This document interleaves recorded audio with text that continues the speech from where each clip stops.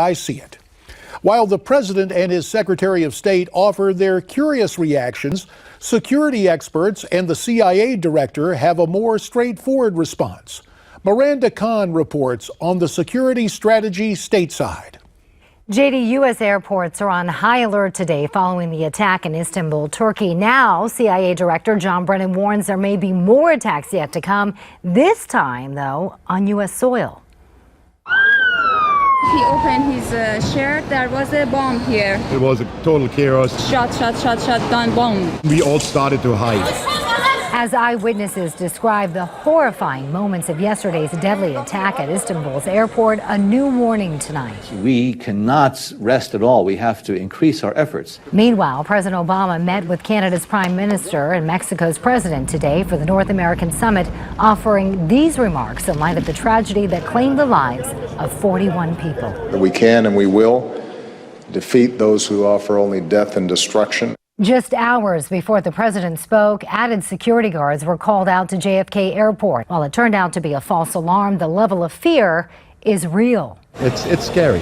And it's also rising. There's something going on that's really, really bad. And some question whether the White House's current strategy to fight ISIS is not only ineffective, but actually contributing to the rise of ISIS. They probably think we're weak, we're stupid, we don't know what we're doing, we have no leadership. You know, you have to fight fire with fire.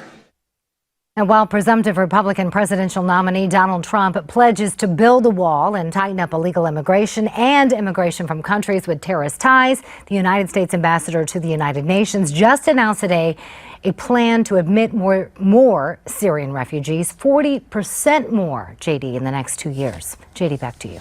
Oh joy, more refugees, and we don't screen them properly.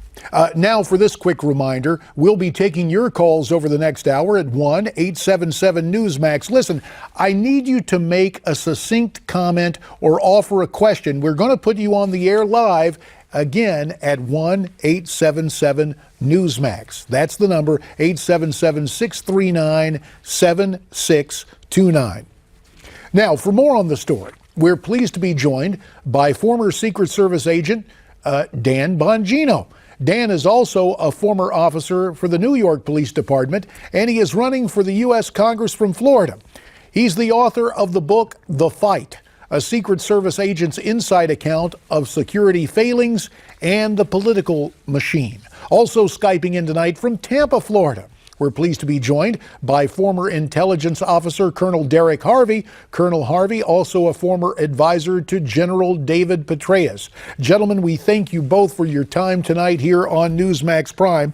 Let's return to what CIA Director John Brennan had to say. He was even more specific about his concerns of a terror attack, very similar to what happened at the Istanbul airport. Here's what he told Yahoo News in an exclusive interview, and we do not have it on camera, but I'm going to offer for you his verbatim quote. Quoting now Director Brennan, "It's not that difficult to actually construct and fabricate a suicide vest, so if you have a determined enemy and individuals who are not concerned about escape, they are going into it with a sense that they are going to die. That really does complicate your strategy in terms of preventing attacks." He went on to say, "I would be surprised if Daesh, another term for ISIS, is not trying to carry out that kind of attack here in the United States." Colonel Harvey, chilling words from our CIA director.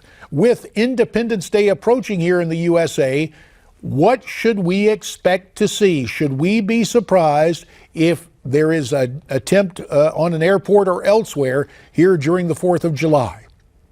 Well, it's just a matter of time before there's an attempt by Daesh to strike an American target with a concerted operation, not just a lone wolf attack. And this weekend, on the 2nd of July, is the Night of Power, which is a very holy night near the end of Ramadan. And it's particularly important for ISIS and a lot of their followers.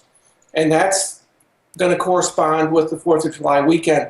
So I would be concerned about this activity, the threat, their capabilities, and their intent to strike in the United States. Dan Bongino, do you agree with Colonel Harvey and Director Brennan? You know, I do. This is one of the few honest moments from Director Brennan, who I haven't been a big fan of. He's part of this let's diminish the influence of radical Islam crowd, which is really causing us to play with one hand tied behind our back in the anti-terror battle here. You know, JD, there's a lot of things we can do right here. Unfortunately, the administration is not doing any of them. We should be looking at a Manhattan Project type effort to reorganize our federal law enforcement and intelligence infrastructure to track these guys, and to follow them, to be able to physically surveil them. And unfortunately, JD, none of that's happening. The president's too focused on his butter over guns approach and social transformation in the United States. So they're just not serious about the threat. Well, I touched on this earlier, and I said that our Secretary of State and our Commander-in-Chief are delusional. Now, I want to back this up because we have Secretary of State John Kerry talking about what transpired in Istanbul. And again, according to Mr. Kerry's interpretation, the terror group is becoming desperate. Listen to this. Yes, you can bomb an airport. You can blow yourself up. That's the tragedy. Daesh and others like it know that we have to get it right 24/7, 365. They have to get it right for 10 minutes or 1 hour. So it's a very different scale. And if you're desperate, and if you know you're losing, and you know you want to give up your life, then obviously you can do some harm. Now, Secretary Kerry offered that at the Ideas Forum in Aspen, Colorado. You know, the problem, gentlemen, is this. We're past ideas. We are dealing with a threat, and yet this administration cannot come to grips with it. Derek Harvey, are they just ignoring the intelligence that is out there? I think they're ignoring the intelligence, and Secretary Kerry, I hate to say it, must be smoking dope because he is not paying attention to the intelligence, and he does not understand the enemy by his statements. It's very clear. The enemy, Baghdadi and his military commanders, set up an external operations element 3 years ago. They decided 2 years ago that they were going to strike at Paris, Rome, Bonn, Brussels, and the United States. It takes time to build that capability. I'm just surprised that the attacks in Paris and in Istanbul are not as bad as I think they could be, because with the determined enemy, capabilities, enough people that are willing to lay down their life, they could overwhelm the perimeter security at any of these soft targets and do much more damage. Now, a reminder to those of you watching, we welcome your phone calls at 1-877-Newsmax. And gentlemen, I want to compare and contrast. Dan Bongino, listen to Donald Trump today on the stump in Bangor, Maine, talking about Hillary Clinton and how she may have some culpability when it comes to the creation of ISIS. Let's listen. ISIS was formed during her tenure. ISIS is now worse than ever. You see what happened yesterday. You see what's going on generally. ISIS is looking strong. ISIS is signing up people over the internet. They know how to use the internet better than we do, and we do nothing about anything. To the phones we go, out to the West Coast to California for Kevin. Kevin, welcome to Newsmax Prime. Hey, how you doing? Fine, sir. Hey, my question was about was Mr. Trump talking about the terrorists and everybody that's here and building the wall and tightening immigration and everything on the reform. My biggest thing is, okay, if you wall off the South, right, all they got to do is flood to Canada. There's no fence there. Well, you raise a good point, and Dan Bongino, I talked about this when I studied this issue and advocated strict border security during my days in Congress over a decade ago. Some spots on our northern border with Canada, we have little more than traffic cones. So we have to have security not only in Mexico, but also in the Great White North, if you will, and in our ports of entry. We have about a minute left.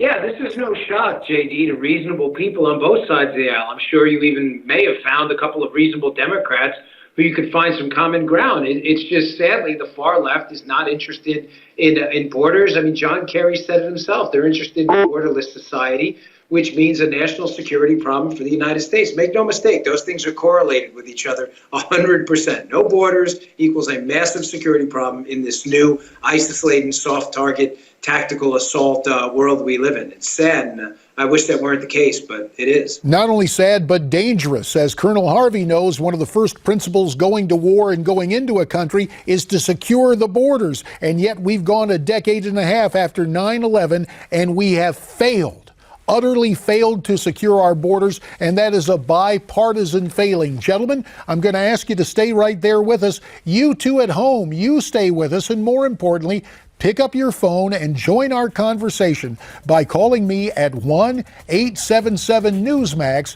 That's 1-877-NEWSMAX. When we come back, that interesting look at a new poll with Trump and Clinton in a statistical tie with our political panel, but obviously more with Derek and Dan when we continue here.